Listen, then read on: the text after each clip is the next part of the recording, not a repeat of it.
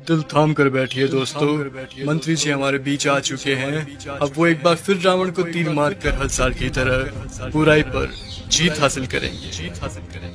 मारना नक्की करो।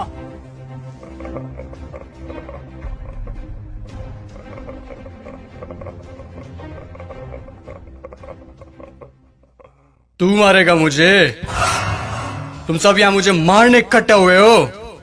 अरे तुम्हारा खुद का कोई ईमान धर्म नहीं है, तुम मारोगे मुझे?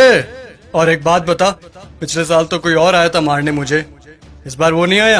वो लाल साल वादा पूरा कोनी करिया सा तो हम की मैं आया हूँ सा। तुम सब अंदर से एक जैसे के जैसे हो। ठीक भीड़ इकट्ठी हुई है मुझे मारने के लिए आज।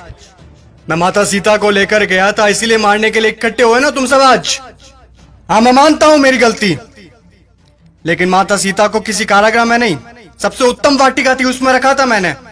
और हाथ लगाना तो दूर, गलत नजर से देखा तक नहीं था मैंने माता सीता को। और तुम्हारे यहाँ छोटी छोटी बच्चियों को दरिंदे उठाकर लेकर चले जाते हैं, उनके साथ रेप करते हैं। उनको तो तुमने कभी ऐसे इकट्ठा होकर जलाया नहीं।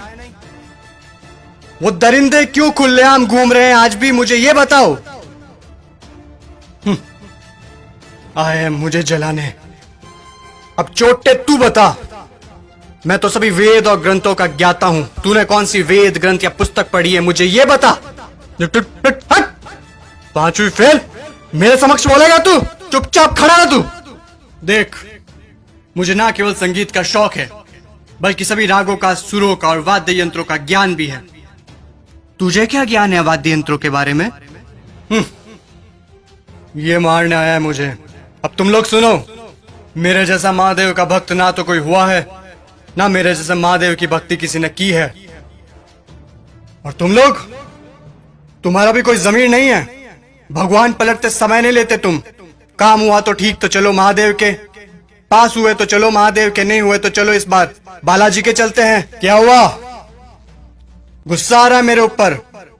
तुम लोग मेरे बारे में क्या सोचते हो मुझे कुछ फर्क नहीं पड़ता, लेकिन एक बात कान खोल के सुन लो, मैं चाहे कैसा भी हूं, लेकिन तुम्हारी इस मंत्री जैसा कदापि नहीं हूं मैं। मेरे राजपाट में जनता प्रसन्न रहती थी, खुश रखता था मैं उन्हें।